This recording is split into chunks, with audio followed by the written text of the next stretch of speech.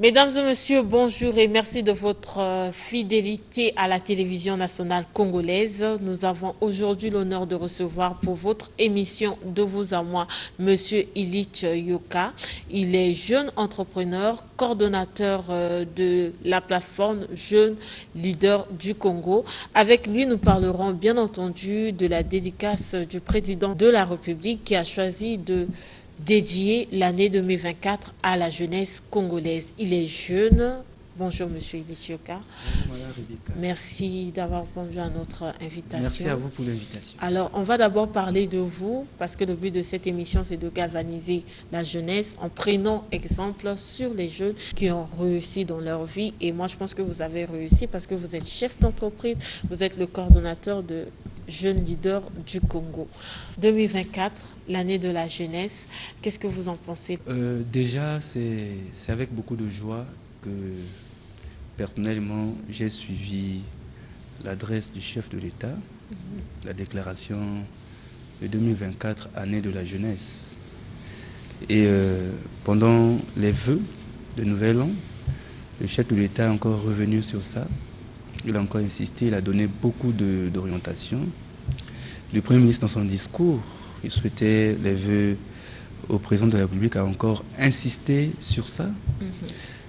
Comme nous sommes nous avons voulu aussi politique, nous avons assisté aussi aux vœux du secrétaire général du Parti congolais du travail, qui est encore revenu sur ça. Donc vous constatez qu'il y a une volonté politique qui existe déjà, et ce qui sera important, c'est de voir ensemble, c'est que les forces vives de la nation essaient de se mettre ensemble. Quand on parle des forces vives, nous voyons la société civile, nous voyons les partenaires au développement, nous voyons le gouvernement, nous voyons l'Assemblée nationale et le Sénat, et les associations, ainsi que les jeunes eux-mêmes. Il faut que tout le monde se mettre ensemble afin que nous puissions conjuguer des efforts coordonnés afin qu'à la fin de l'année, nous puissions avoir des résultats.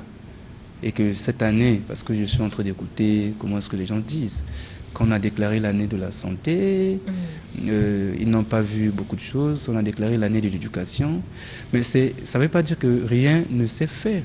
Il y a eu des actions, mais le fait que ces actions-là n'ont pas été coordonnées, et quand les actions sont dispersées, c'est difficile d'évaluer à la fin.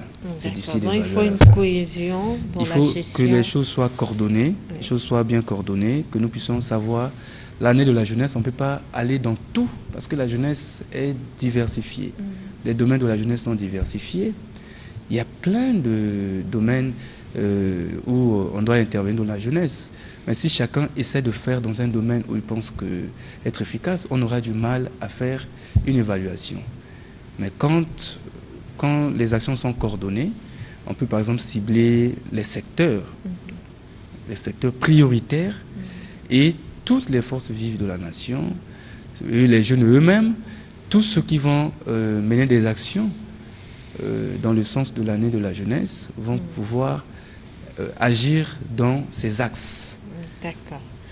Nous allons y revenir, mais lors de cette première partie, nous avons d'abord choisi de parler de vous. Vous êtes entrepreneur. Pourquoi avoir choisi l'entrepreneuriat pendant que tout le monde se bat pour intégrer la fonction publique et pour occuper les postes de responsabilité au sein des administrations de l'État? L'entrepreneuriat, pour moi, c'est d'abord une vision. C'est une vision. Et je me disais toujours qu'il faudrait que j'apporte des solutions qui pourront contribuer au développement de mon pays. Il faudrait que je puisse contribuer à la réduction de la pauvreté en donnant les emplois aux gens. J'ai grandi avec ça. Je partais à l'église, je priais pour ça. Et voilà, je suis arrivé à l'université. Je partais à l'université, pas peut-être comme tout le monde. Je partais à l'université avec une vision, avec des projets écrits. Voilà, quand nous avons fini l'université, nous avons commencé à travailler. J'ai commencé à travailler à Ouarid. Après, j'ai été recruté à RTL. Quand j'ai quitté RTL, je me suis dit que c'était l'occasion, c'était le moment pour que je puisse réaliser mes projets. Mais pendant que je travaillais également là-bas, j'avais déjà certaines activités entrepreneuriales à côté, par rapport aux moyens que j'avais à ce temps-là. Donc l'entrepreneuriat, pour moi, c'est une vision. C'est une vision, c'est une vie et c'est une vision qui est très grande. Je me dis toujours, pourquoi dans notre pays, c'est difficile, Madame Rebecca, de trouver des Congolais qui sont premiers dans les différents secteurs d'activité comme on voit dans d'autres pays. Je me dis pourquoi pas, et c'est possible que nous puissions nous lancer avec une grande détermination, une grande vision. Nous pouvons aussi créer de la différence. Oui. Alors, on voit que vous avez évolué dans le secteur privé, Warid, Airtel. Beaucoup de jeunes se méfient du secteur privé. Il y a trop de travail. On paye parfois difficilement. Il faut faire des sacrifices. C'est pas comme la fonction publique où tu sais que chaque le 25, si ce n'est pas le 25, d'ici le 1er, tu auras ton salaire. Parfois, l'entrepreneur peut te demander d'attendre. Il peut être exigeant. Il faut être là, il faut être présent. Et ça fait peur. Certains jeunes n'aiment pas cette exigence-là. D'où on voit qu'il y a des gens qui vont casser les casseroles pour intégrer donc, la fonction publique à tout prix. Qu'est-ce que vous pouvez dire à ces jeunes-là qui sont intimidés par le rythme du travail du secteur privé? Madame Rebecca, merci beaucoup pour la question qui est très pertinente. Déjà, le secteur privé, quand on parle de la fonction publique ne recrute pas de façon permanente. La fonction publique a un quota, a une limite, a un budget. Quand ils arrivent, là on a lancé des recrutements ces dernières années, c'est simplement parce que l'État a mené des statistiques. Il y a eu beaucoup de gens qui sont partis à la retraite, il fallait recruter. Mais à un moment, ça va s'arrêter. L'initiative privée, l'entrepreneuriat, déjà, s'il faut comparer chez nous, je pense que le secteur privé, les gens qui sont dans le secteur privé gagnent mieux, gagnent mieux leur vie. Ça aussi, c'est un secret. Oui, gagnent mieux leur vie. Les entreprises payent bien. Maintenant, pour les jeunes, ils pensent que... Parce qu'il y a quand même qu'il y a un risques, prix à gagner, à payer. Oui, il y a quand même aussi des risques, dans le sens que ils peuvent perdre un marché et arriver à fermer, ainsi de suite. C'est pour cela il est de la responsabilité également du gouvernement de soutenir le secteur privé, parce que le secteur privé aide l'État. De protéger, le secteur privé, les entrepreneurs notamment. Exactement. Vous voyez par exemple quand il y a des crises dans les pays développés, dans certains secteurs, l'État parfois arrive à prêter de l'argent à ces entreprises-là, parce que si ces entreprises ferment les portes, ça sera une perte pour toute une nation, parce que ces entreprises recrutent et permettent à ce que beaucoup de chefs de famille puissent s'occuper de leur famille. Donc, les jeunes doivent comprendre que nous partons à l'école pour deux choses. Premièrement, on peut être embauché. Deuxièmement, vous pouvez créer aussi votre emploi. Oui. Parce que tout le monde ne peut pas se réveiller et aller à la fonction publique. C'est pas possible. C'est pas possible. Et donc, nous encourageons les jeunes. Les jeunes sont des potentiels entrepreneurs, des potentiels. Parce que quand vous êtes encore jeune, vous avez la possibilité de grandir avec un projet. Et quand vous partez à l'école avec un projet, ça travaille votre mental. Vous arrivez à travailler votre personnalité. Donc c'est tout un processus. Être un chef d'entreprise, c'est une grande responsabilité. Quand vous dites que les jeunes veulent aller à des hautes fonctions publiques, mais être chef d'entreprise, c'est une haute fonction publique. C'est une haute fonction dans l'État, parce que tu donnes du boulot aux gens. Tu permets à ce que des familles, des chefs de famille, moi je suis autour autour de 200 employés. Vous pouvez imaginer que c'est 200 peut-être chefs de famille qui nourrissent leur... Dépend de vous. Voilà. Donc c'est une grande responsabilité Oui. qui vous pousse à revoir même votre propre Façon. conduite, parce que vous détenez maintenant la vie des gens. Vous devez prendre soin des marchés que vous avez eu à gagner, parce que vous dites qu'au cas où nous perdons ce marché, ces chefs de famille vont se retrouver dans la rue. Donc, madame, c'est une grande responsabilité. La responsabilité, ce n'est pas seulement aller à la fonction publique. La responsabilité, ce n'est pas seulement avoir des fonctions de l'État. Les vrais mêmes acteurs de développement, ce sont les entrepreneurs. Oui. Ce sont des créateurs de richesses, des créateurs d'emplois. Pourquoi la jeunesse congolaise n'est plus fascinée par l'entrepreneuriat alors qu'on a eu des hommes qui ont réussi dans l'entrepreneuriat, je dirais même dans le commerce, comme Ebina, comme Hôtel Bikumu. Pourquoi la jeunesse congolaise ne s'inspire pas de ces modèles? Je pense que Madame Rebecca, nous avons un sérieux problème que nous allons suggérer à ce que les autorités de notre pays, notamment les ministères concernés, aient un problème d'orientation. Oui. Il y a un déficit sérieux d'orientation qu'il faudrait remédier.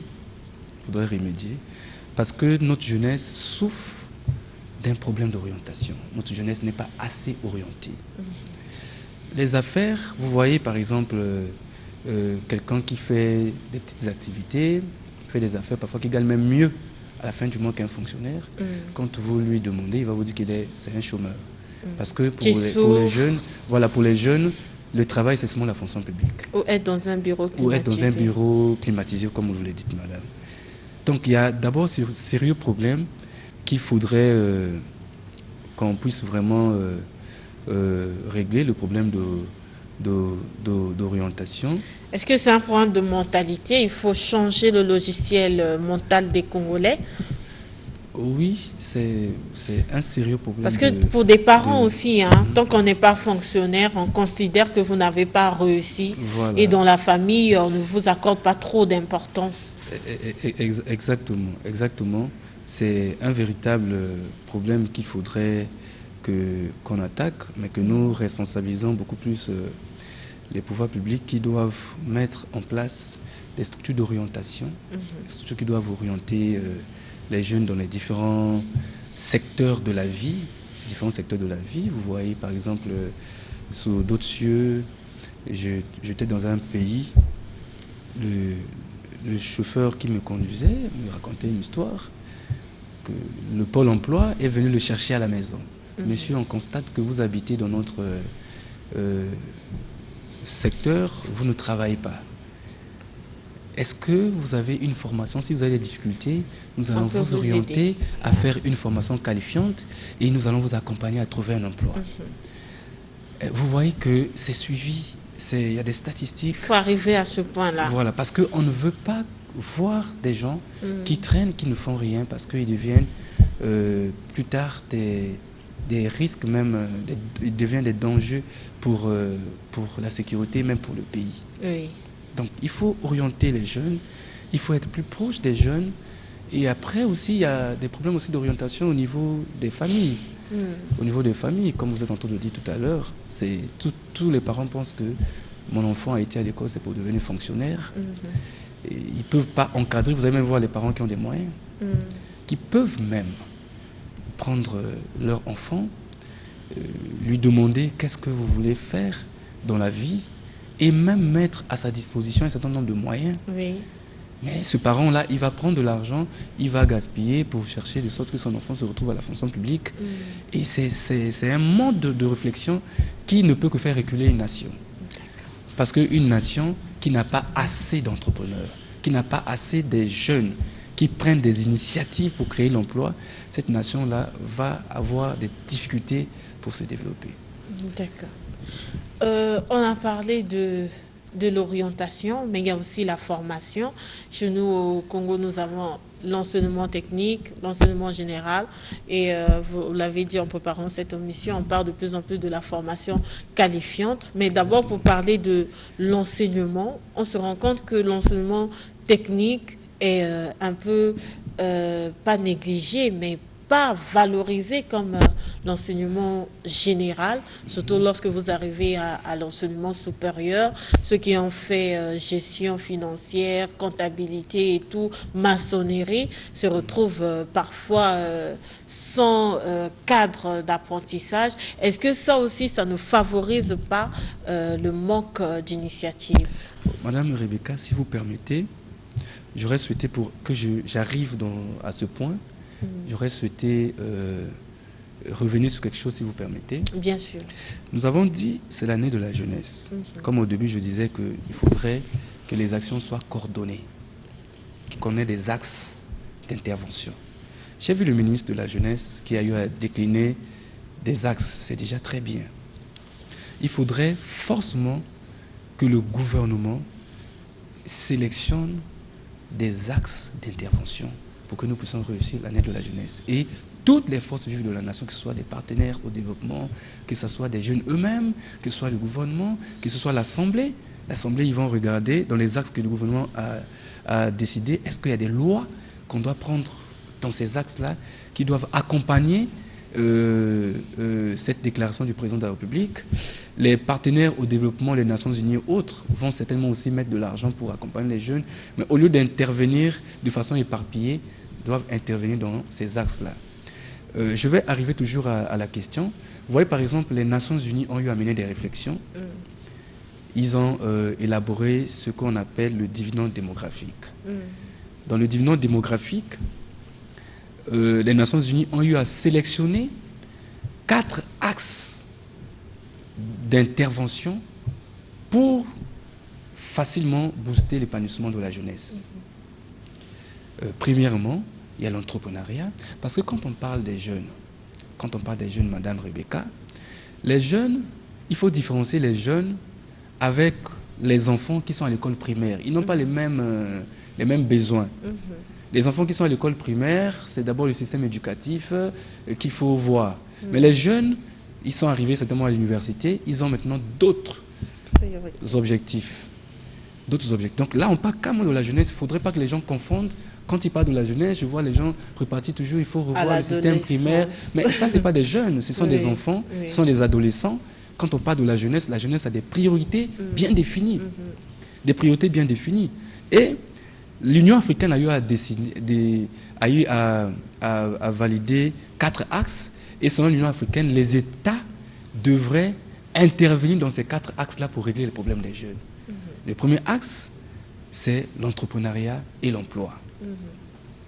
Sur le volet entrepreneuriat et l'emploi, je vais maintenant arriver là où vous avez dit, l'entrepreneuriat et l'emploi. Il faut forcément faciliter l'entrepreneuriat juvénile. Nous avons le FIGA, ça c'est déjà une grande volonté du gouvernement qu'il faut féliciter. Et nous allons simplement cette année demander au gouvernement de faire de sorte que le FIGA cette année puisse avoir des accompagnements beaucoup plus visibles aux jeunes qui ont des projets ou bien qui sont déjà en activité, qui veulent voir leurs activités se développer, s'étendre. Et si au niveau de l'Assemblée, ils peuvent regarder, s'ils peuvent prendre un certain nombre de lois qui peuvent favoriser l'entrepreneuriat des jeunes, parce que c'est par l'entrepreneuriat qu'on peut diversifier. Il y a un autre volet, c'est la formation, l'éducation et la formation. Et là, je parlerai de la formation qualifiante. Pour arriver à la question que vous avez posée. C'est le deuxième axe que l'Union africaine avait pensé que les États doivent investir. La formation qualifiante. Je vais parler avec une précision, c'est sur la valorisation des métiers. Aujourd'hui, on parle des problèmes d'emploi, Madame Rebecca, des problèmes d'emploi. Mais des problèmes d'emploi, déjà nous avons dit tout à l'heure que tout le monde ne peut pas aller à la fonction publique, tout le monde aussi ne peut pas aller se faire recruter par les autres entrepreneurs. Mais la formation qualifiante, il faut aller à la valorisation de la formation qualifiante. Aujourd'hui, Madame Rebecca, je vais vous donner un exemple. Si vous avez un enfant, votre enfant vient vous dire que j'ai trouvé un mari et vous lui demandez qu'est-ce que ton mari fait dans la vie. Et si l'enfant vous dit que c'est un coiffeur ou un photographe, tout de suite, vous allez créer des problèmes à votre enfant. Pourquoi? Parce que chez nous, ici, photographe, caméraman, coiffeur, ce sont des sots métiers. Alors qu'ailleurs, sur d'autres cieux, les gens se retrouvent. Les gens se retrouvent et construisent leur vie avec ces métiers-là. Mais déjà, quand vous êtes en face d'un juriste qui a eu la licence à la fac de droit et qui est en face d'un coiffeur, il y a déjà un problème. Pourquoi? Parce que le juriste sort d'une école qui a valorisé son métier, mais le photographe, donc il faudrait que nous ayons des écoles. Cette année, si le gouvernement peut créer des écoles supérieures qui vont former des jeunes dans les différents métiers. Oui. Ces jeunes-là sortiront de ces écoles-là avec des métiers, mais formés par des écoles supérieures. Vous allez voir que ça va déjà casser le complexe. Oui. Ça va casser le complexe. Même l'entreprise qui va recruter un jeune caméraman qui est sorti d'une école avec un diplôme supérieur, son paiement sera différent parce que ça va rejoindre les autres. Donc, il faut valoriser ces métiers-là. On va voir tous ces jeunes-là, ils sont nombreux dans les différents métiers. Quand vous partez ailleurs, tout le monde ne va pas à la fonction publique. Les gens font des formations qualifiantes et ils travaillent parce qu'il y a des entreprises qui se sont développées par rapport à ces formations qualifiantes-là. Les entreprises qui se sont développées par rapport à ces formations qualifiantes et ils trouvent facilement le boulot. Et c'est même ça qui va permettre de sorte que nous puissions aller à la diversification de notre économie. Celui qui est coiffeur va vouloir, et même les personnes qui vont aller se coiffer, et même le montant aussi de la coiffe pourra peut-être connaître. Je suis parti dans un pays, pour aller me coiffer, il fallait payer 40 euros. 40 euros, c'est peut-être autour de près de 30 000. La coiffe. Mais chez nous, nous coiffons ici à 500. Bon, si vous coiffez à 500, donc ça veut dire que la valorisation donnera aussi... La valorisation de tous les métiers. De tous les métiers. Si vous partez, par exemple, madame, permettez-moi, au niveau de la culture et des arts, on va vous citer plein de métiers dans la culture et les arts. Si vous partez au niveau du numérique, il y a plein de métiers. Tous ces métiers-là, le gouvernement peut sélectionner et voir lancer des écoles professionnelles qui vont former des jeunes dans la formation qualifiante, en leur donnant des formations qualifiantes et tout en accompagnant ces jeunes-là, en leur montrant que avec cette formation, tu peux aller travailler chez quelqu'un comme tu peux créer aussi ton emploi. Ceux qui veulent créer des emplois, c'est là où peut intervenir le FIGA, qui peut parfois permettre de sorte que les banques commencent peut-être à aider ces jeunes-là, à aider ces jeunes. Et il y a aussi un deuxième, quelque chose que je voulais dire, c'est aussi nous-mêmes la jeunesse. Parce que après, et là, on va y revenir, on va parler de la jeunesse, mais d'abord parlons de ce complexe qu'a nos parents, nos intellectuels vis-à-vis des métiers, des secteurs vitaux, parce que le monde évolue, on a aujourd'hui le monde numérique qui apporte ses métiers aussi, mais on trouve que la société congolaise est très refermée à la nouveauté. On est resté dans ce complexe où on voyait le colon qui ne travaillait pas, qui préférait laisser tout au noir. Je crois que ça a laissé un mauvais souvenir à tel point qu'on pense qu'aujourd'hui, faire le métier comme la classe ouvrière n'est pas une classe valorisée. Comment faire pour valoriser cette classe-là? C'est vrai que vous avez parlé des universités, c'est bien, mais c'est aussi un problème de mentalité, hein, je pense. Oui, ce n'est pas une simple université, ce n'est pas une université qui va changer les mentalités. C'est un problème, c'est un véritable problème mental. Un véritable problème mental qui va des jeunes eux-mêmes, de la société et des parents. Et des parents, je pense que, tel que nous avons dit qu'il faut que le gouvernement crée le cadre, parce que le gouvernement a la responsabilité de créer le cadre, de créer le cadre d'expression. Et une fois que le cadre est créé, après il y a aussi les jeunes eux-mêmes. Quand tu fais ton métier, tu peux valoriser, faire ça avec beaucoup de fierté. Tu peux aller te déclarer toi-même aussi à la CNSS. Pour avoir une retraite, ce n'est pas obligé que tu sois embauché par quelqu'un ou bien tu sois à la fonction publique. Tu peux être jeune, tu as ton salon de coiffure, tu essaies de mettre une comptabilité. C'est pour ça que je dis, madame, il y a l'importance de créer des écoles supérieures. Pourquoi? Parce que dans ces métiers-là, l'entrepreneuriat, il y a aussi un volet management. Il y a un volet management, madame. Mais les écoles-là pourront jouer tout ce rôle-là. Former ces jeunes-là à devenir dans les métiers et leur coacher aussi à être des entrepreneurs, des personnes qui sont capables de gérer les ressources humaines, de gérer la comptabilité, d'avoir un peu une vision globale sur l'entreprise. Sans ces armes-là, ça sera compliqué. Mais après ces jeunes-là aussi, moi je connais, hein, il y a certains qui arrivent à se distinguer. Oui. Moi quand j'ai commencé mon entreprise, j'avais que 2 petits marchés. 2 petits marchés.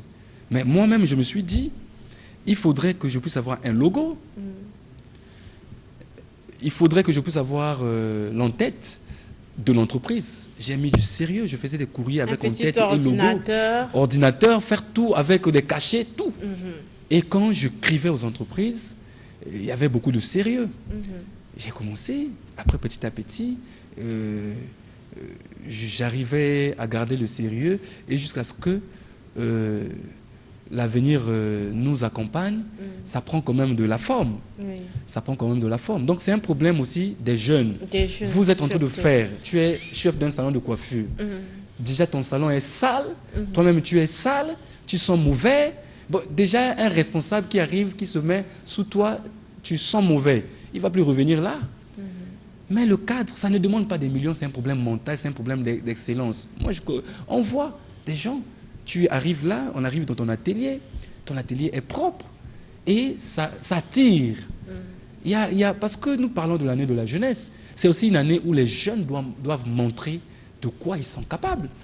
Il faut montrer que nous sommes capables, que la jeunesse, l'année de la jeunesse, c'est aussi une année où la jeunesse du Congo doit montrer au monde entier que nous avons une jeunesse ici, une jeunesse entreprenante, montrer le bon visage de notre jeunesse. Ce n'est pas une année de revendication.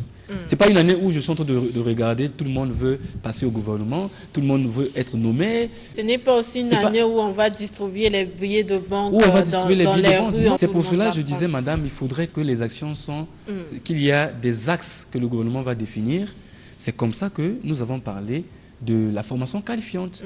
Parce que la formation qualifiante, quand c'est valorisé, ça va nous emmener à l'entrepreneuriat et ça nous emmène à la diversification de l'économie. Voilà. Et c'est comme ça que notre économie, on aurait moins de jeunes qui insultent les hommes politiques, qui insultent l'État, parce que chaque jeune dans son secteur d'activité pourra se retrouver, ainsi de suite. Et le gouvernement voit seulement comment créer les cadres pour que ces jeunes-là se retrouvent, qu'on n'ait pas un problème. S'il y a un marché qu'on va donner, on donne la chance à tout le monde, ces jeunes-là aussi peuvent gagner des marchés.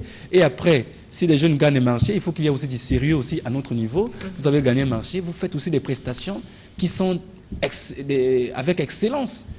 Vous faites aussi avec excellence. Ça va aussi donner aussi beaucoup de crédibilité auprès des autorités envers la jeunesse. Après, troisièmement, madame, si vous me permettez, j'ai parlé de l'éducation et formation qualifiante, j'ai parlé de l'entrepreneuriat, et je vais peut-être moins parler parce que l'Union africaine avait mis l'accent sur l'éducation, la santé, sur la santé. Je sais qu'il y a beaucoup d'initiatives de la santé, même si nous avons encore beaucoup de choses à faire, mais il y a déjà beaucoup de choses qui se font de la santé. Cette année, j'ai appris qu'il y a 2 hôpitaux généraux qui vont être créés. Je voulais chuter sur le leadership des jeunes. Le leadership des jeunes. Notre président, nous lui rendons hommage, parce que je pense que le président écoute la jeunesse. Le président fait assez d'efforts pour permettre de sorte que les jeunes arrivent à se sentir satisfaits de leurs revendications. Nous avons revendiqué quand nous étions là, parmi les membres du bureau du Conseil national de la jeunesse. Nous avons interpellé le gouvernement, nous avons fait beaucoup de recommandations au président de la République pour demander que le Conseil national de la jeunesse soit institutionnalisé. Quand on a convoqué le dialogue inclusif de Sibiti, nous étions 5 jeunes qui ont représenté le Conseil national de la jeunesse, donc la jeunesse congolaise, au dialogue de Sibiti. Et quand nous partons, nous avons fait des revendications pour qu'on puisse institutionnaliser le Conseil national de la jeunesse. La nouvelle constitution, quand le gouvernement a sorti des propositions, on a proposé d'institutionnaliser le Conseil constitutionnel de la jeunesse. Donc le président a écouté, a donné une institution qui doit défendre les problèmes des jeunes. C'est-à-dire le président a écouté les jeunes. Le premier gouvernement, après la nouvelle constitution, après la nouvelle constitution, nous avons eu les ministres qui ont été nommés, les jeunes. Ça veut dire que le président a écouté. L'investiture des députés, nous avons eu des députés jeunes. Le président a écouté. Nous avons eu des conseillers jeunes. Le président a écouté. Nous avons aujourd'hui les autorités. On a un préfet jeune. Au niveau de l'administration du territoire, on a des jeunes. Bon, maintenant, après, il faut se demander, peut-être pour se dire, est-ce que c'est tout le bilan de la gouvernance intergénérationnelle? Est-ce qu'il y a plus d'autres choses à faire? Vous pensez qu'il y a d'autres choses à faire? Oui, madame, il y a d'autres choses à faire simplement parce que qui dit gouvernance intergénérationnelle veut dire gouvernance entre les générations. On a quand même parfois du mal à voir certains vieux. Il y a quand même cette crise-là où certains vieux ne supportent pas les jeunes qui émergent et certains jeunes veulent que les vieux partent alors que ça ne devrait pas être ainsi. Il devait y avoir un cadre de compréhension où les vieux prennent les jeunes comme des futurs remplaçants et ils doivent les former, leur transmettre la formation qu'ils ont reçue et les jeunes doivent profiter d'apprendre. Et une fois qu'on pense que c'est un jeune qui doit être à la tête de telle institution, les vieux ne doivent pas combattre, ils doivent accompagner les jeunes parce que c'est une gouvernance intergénérationnelle, on a besoin de l'énergie juvénile. Et les jeunes également, quand il y a un vieux, on accompagne. Il ne faut pas qu'on rentre dans les guéguerres, ça devrait être compris et accepté de tous. Je pense qu'il y a encore un grand travail parce que nous avons quand même... on a besoin de plus en plus, madame. Il y a un besoin qui se dessine. L'ancienne classe montre quand même un certain nombre aussi de faiblesses.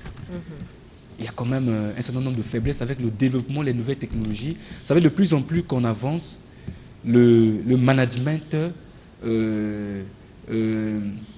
fait sortir des nouvelles exigences. C'est l'impression que vous, les jeunes, vous avez... Ce n'est pas des impressions parce que c'est ce que nous sommes en train de vivre. Parce que c'est un débat. Oui, c'est un débat. Mais... S'ils pensent que vous n'êtes pas patient... Non, on n'est pas patient, mais c'est qu'il faut être réaliste il faut être réaliste avec la société. Vous remarquez de plus en plus que nous sommes en train d'avancer avec les nouvelles technologies où quelqu'un depuis chez moi au village là-bas peut savoir ce qui se fait en France, ainsi de suite. Donc il y a une pression de résultats qui se fait attendre, qui se fait sentir. Et cette pression de résultats, il y a certains systèmes archaïques qui ne peuvent plus tenir. Donc, il faut faire de sorte que les jeunes et les vieux se mettent ensemble parce que les jeunes ont quand même beaucoup cette vision nouvelle de management et de gestion de la chose publique. Et je pense que ça pourra être bénéfique pour notre pays. Ok, Monsieur Illich Yoka, nous avons passé 30 minutes avec vous. C'était un honneur pour nous. On a encore beaucoup de choses à dire. Malheureusement, le temps, la télévision, c'est le temps et nous sommes à la fin de cette émission. J'espère que vous allez revenir pour développer votre idée sur cet aspect, sur la gestion intergénérationnelle. Je vais... inviter le gouvernement, humblement le gouvernement, à mettre les équipes techniques qui doivent définir les axes que tout le monde doit intervenir, les axes de l'année de la jeunesse, les axes, on ne doit pas être dispersé. Tout le monde ne doit pas faire comme il pense, mais toutes les forces doivent savoir que le gouvernement a défini peut-être 4 axes pour cette année. Ça veut dire que association, gouvernement, partenaires au développement, assemblée, c'est dans les 4 axes-là que nous allons cette année faire des actions. Comme ça permettra de sorte qu'à la fin de cette année, que nous puissions bien évaluer, parce que nous croyons qu'avec la volonté du président de la République, la volonté du gouvernement, conduit par le Premier ministre, la volonté des jeunes eux-mêmes, cette année ne sera pas comme les autres années qu'on a eu à déclarer. Nous allons nous en approprier afin que cette année, à la fin de cette année, qu'on ait des résultats, on ait un bilan positif. Merci, Monsieur Idi Chioka. Merci, chers téléspectateurs, de votre aimable attention. Nous vous retrouvons la semaine prochaine à la même heure, toujours sur la télévision nationale congolaise. Merci, au revoir.